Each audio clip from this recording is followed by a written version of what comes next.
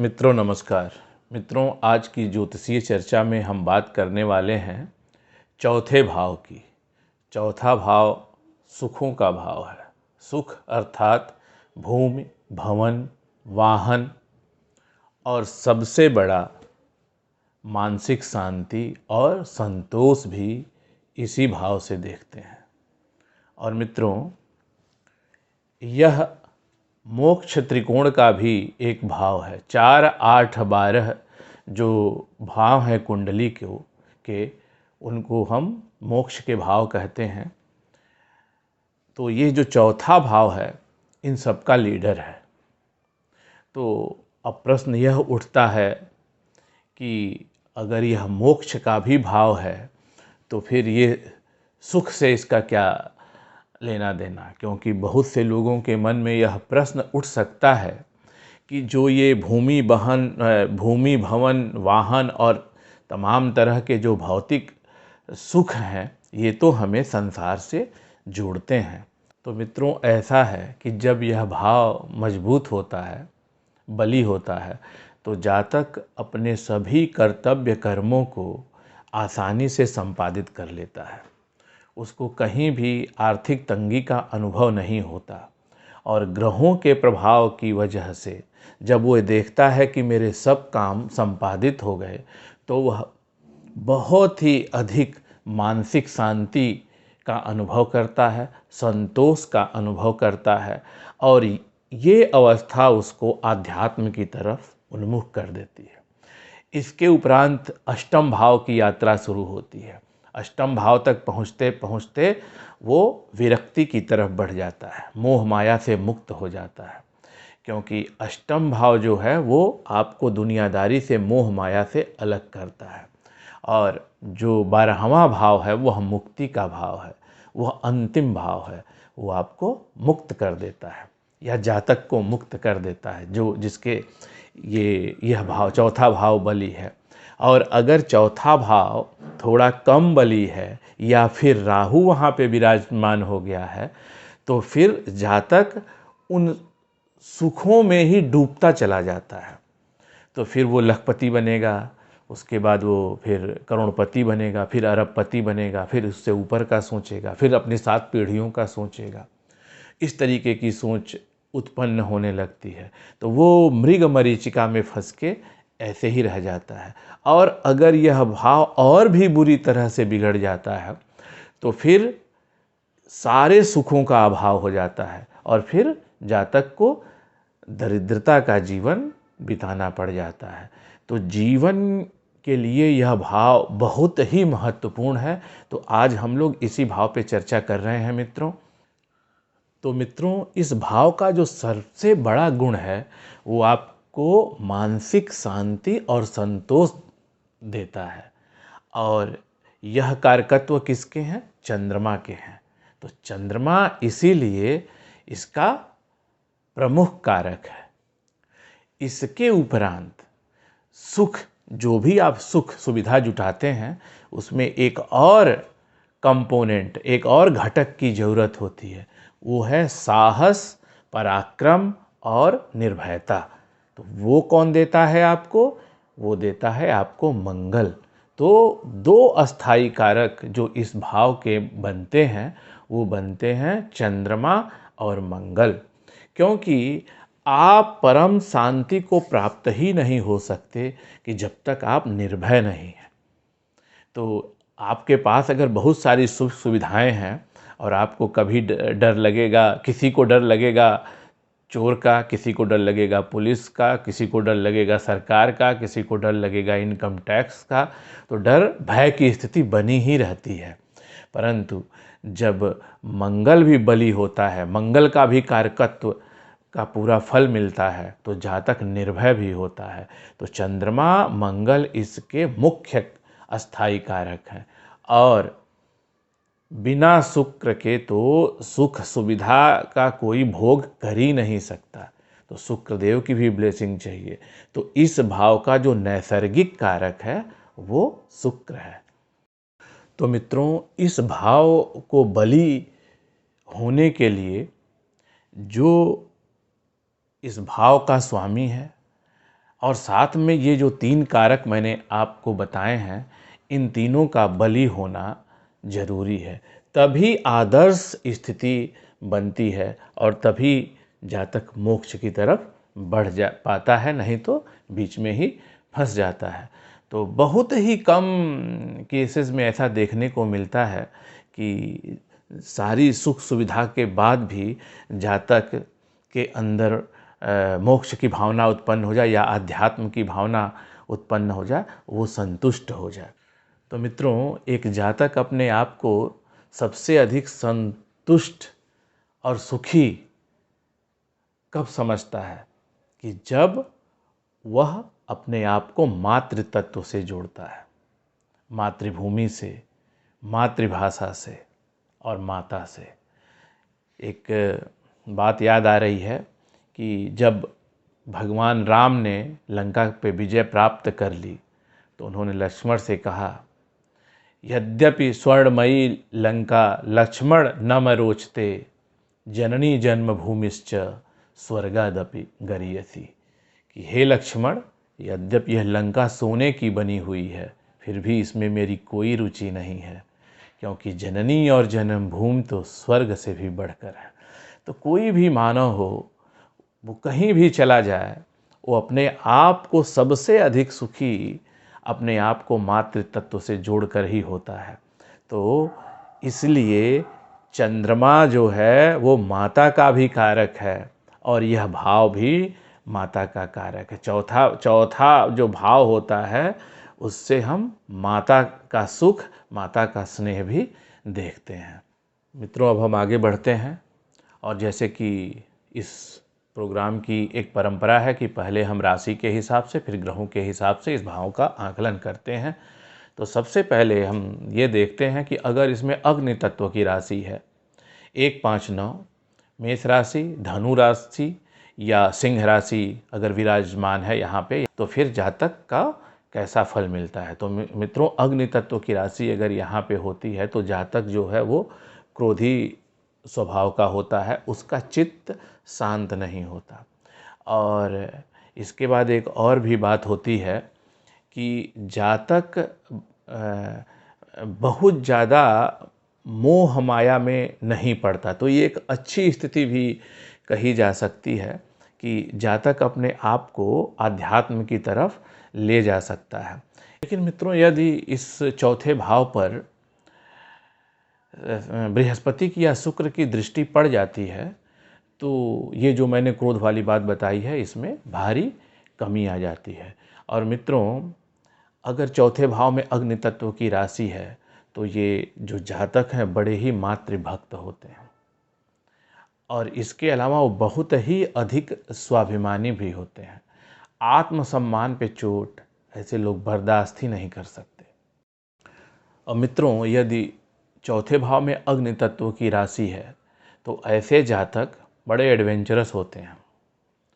वो कोई भी ऐसे काम करना में उनको बड़ा सुख और आनंद मिलता है जिसमें खतरों से खेलने वाली बात हो। और इनको हवादार घर में रहना पसंद होता है और बड़ी गाड़ियाँ इनको पसंद होती है। अपनी आवश्यकता से भी बड़ा वाहन ये खरीदना चाहते हैं।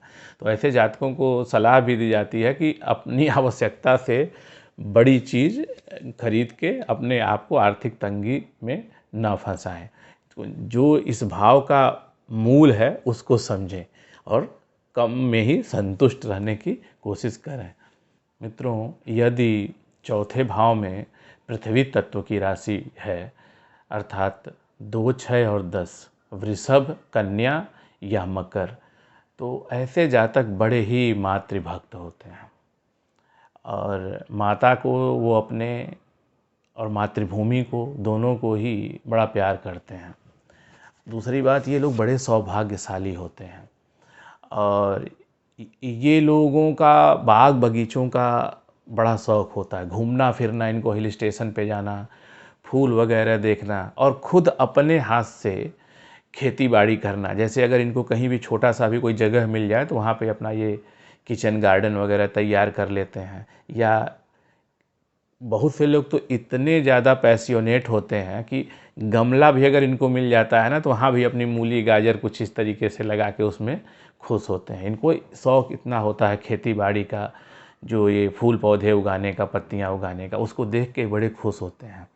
ये लोग बड़े ही परिश्रमी होते हैं, पर्यटन के शौकीन होते हैं, और सबसे बड़ी बात, ये लोग सामाजिक कार्यों में विशेष रुचि लेते हैं और सामाजिक कार्य करके खुशी का अनुभव करते हैं। मित्रों, यदि चौथे भाव में वायु तत्व की राशि है, अर्थात 3, 7 और 11, मिथुन, तुला और कुंभ, तो ऐसे जो जातक होते हैं बड़े खुले हाथ से खर्च करते हैं। शुरुआती दौर में अपने फ्यूचर प्लानिंग पे ध्यान ही नहीं देते, बाद में इनको आधी उम्र बीतने पे ध्यान आता है, अरे फ्यूचर प्लानिंग भी करनी है, कुछ रिटायरमेंट का प्लानिंग करना है, पूरा अपने जीवन को एंजॉय करते हैं। ये लोग समाज के संकीर्ण दायरों में कम बंधते हैं और बहुत ही आधुनिक सोच वाले होते हैं। जातक जो होते हैं सुंदर घर और गाड़ियों के शौकीन होते हैं, और इन लोगों के अंदर एक ख़ास बात होती है कि ये लोग परिस्थिति के अनुसार अपने आप को ढालने की विशेष क्षमता रखते हैं। और मित्रों, यदि चौथे भाव में तुला राशि है, तो ख़ास तौर से ऐसे जातकों का जो शुरुआती दौर होता है उसमें उनको संघर्ष की स्थिति का सामना रहता है, लेकिन वो अपने दम पे अपने लिए सारी खुशियाँ ले आते हैं। और साथ ही साथ ऐसे जातकों की व्यापार में विशेष रुचि होती है। अगर वो कहीं नौकरी वगैरह भी कर रहे होते हैं तो शेयर बाज़ार वगैरह में कुछ निवेश वगैरह करके अपना शौक़ पूरा करते हैं। मित्रों, यदि चौथे भाव में जल तत्व की राशि है, अर्थात 4, 8, 12, 4 मतलब कर्क, 8 वृश्चिक राशि, 12 मीन राशि, तो ऐसे जातकों के जीवन में हर रंग होता है। ये लोग गलतियां तो करते हैं, लेकिन अपनी गलतियों से सीखते हैं और धीरे धीरे करके जीवन में काफ़ी उन्नति कर लेते हैं। इन जातकों को सुरुचिपूर्ण तरीके से जीवन जीना पसंद होता है। यदि चौथे भाव में कर्क राशि है, तो ऐसे लोग बड़े ही भावुक होते हैं और वो हमेशा मुस्कराते रहते हैं।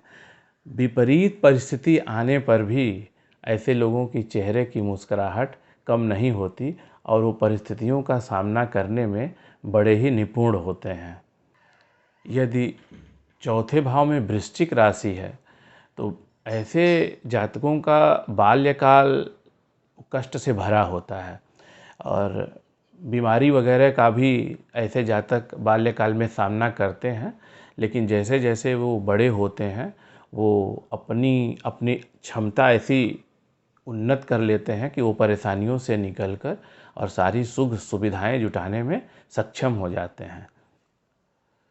और मित्रों, अब बात करते हैं चौथे भाव में उपस्थित ग्रहों की। तो मित्रों, क्रूर ग्रह इसमें अच्छा फल नहीं देते। तो अगर सूर्य चौथे भाव में बैठ जाता है तो मानसिक अशांति उत्पन्न कर देता है।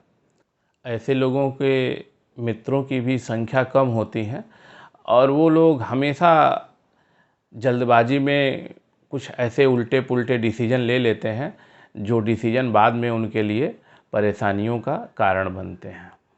इन जातकों के मन में हमेशा कोई न कोई ऐसे विचार उमड़ते घुमड़ते रहते हैं जिसको लेकर वो हमेशा गंभीर ही बने रहते हैं।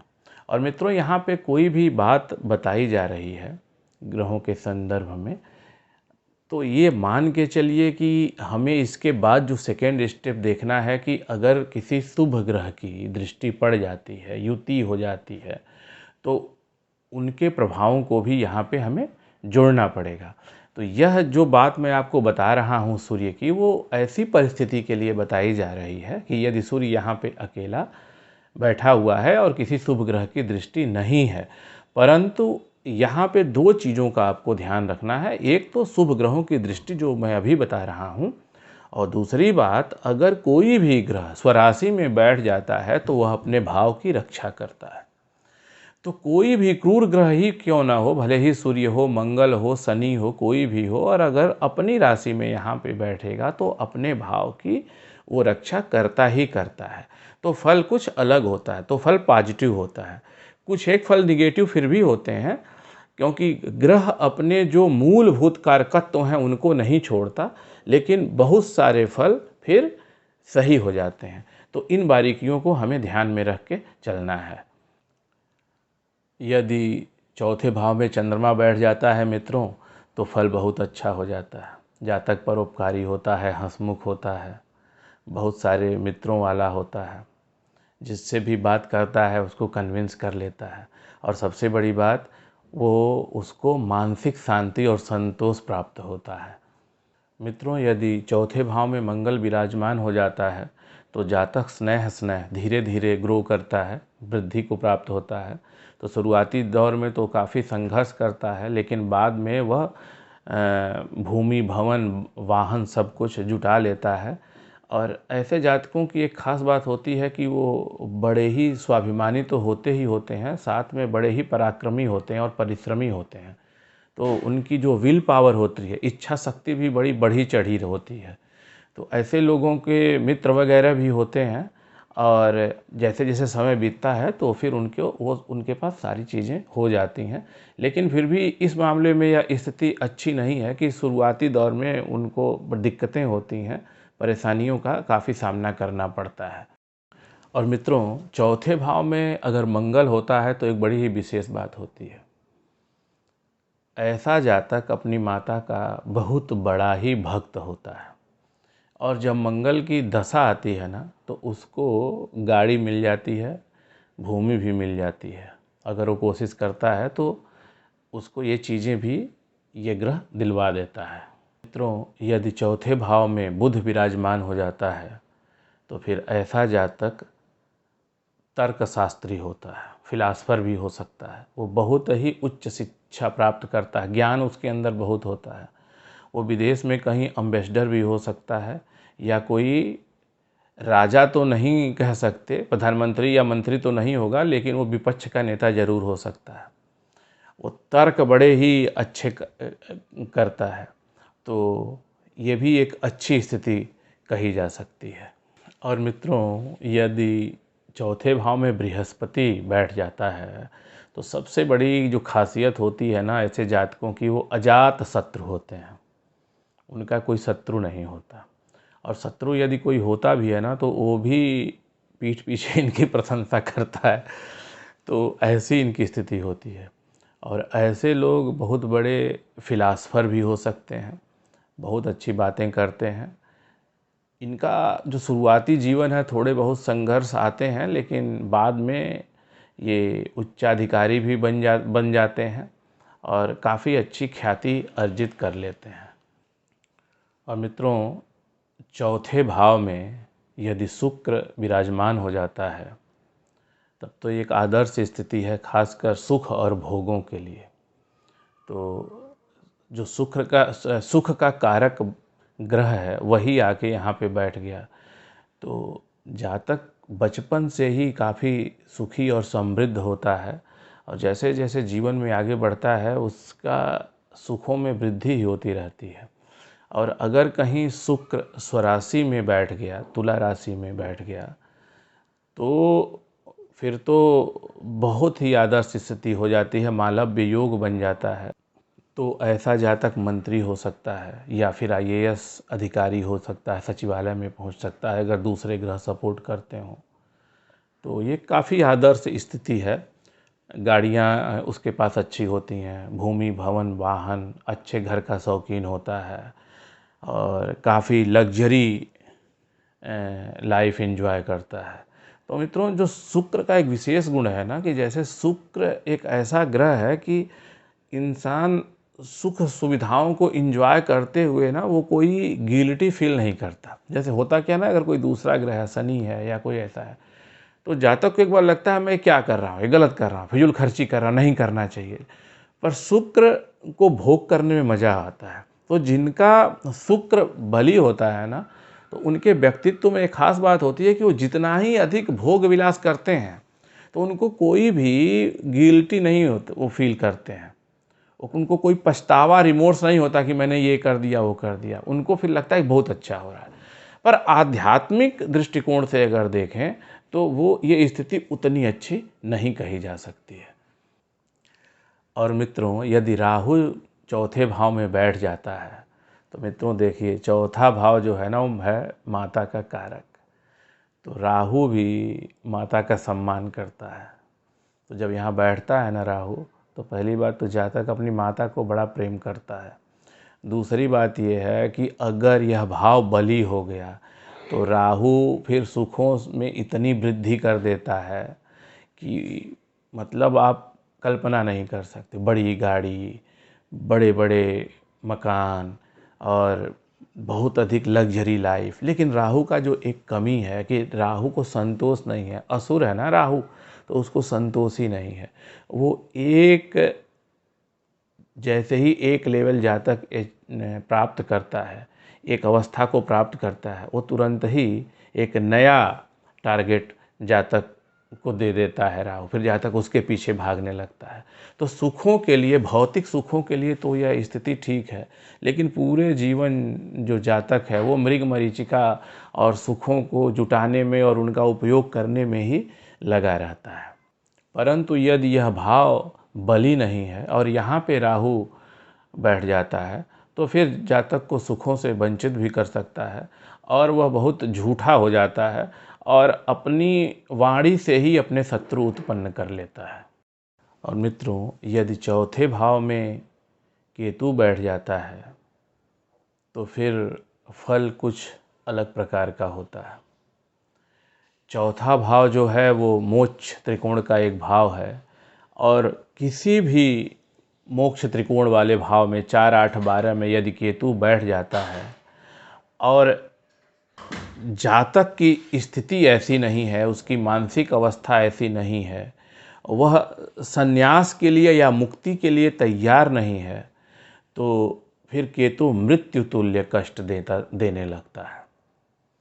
और अगर जातक संन्यास के लिए तैयार है, वो विरक्त हो जाता है, गृह त्याग, अपने घर को त्याग देता है, सन्यासी बन जाता है, तो फिर केतु उसे आसमान की ऊंचाई पे ले जाके खड़ा कर देता है।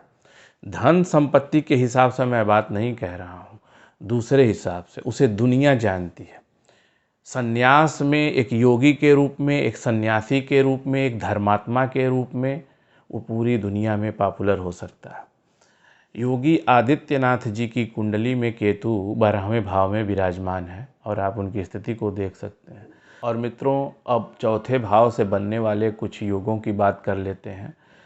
तो मोटी बात मित्रों ये समझ लीजिए कि यदि चतुर्थेश चंद्रमा, शुक्र और मंगल के साथ किसी भी प्रकार का युति या दृष्टि संबंध बना लेता है तो ये भूमि भवन और वाहन के लिए बड़ा ही उत्तम योग बन जाता है।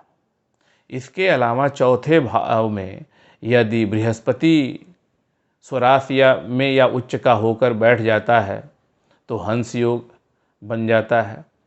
शुक्र बैठ जाता है तो मालव्य योग बन जाता है।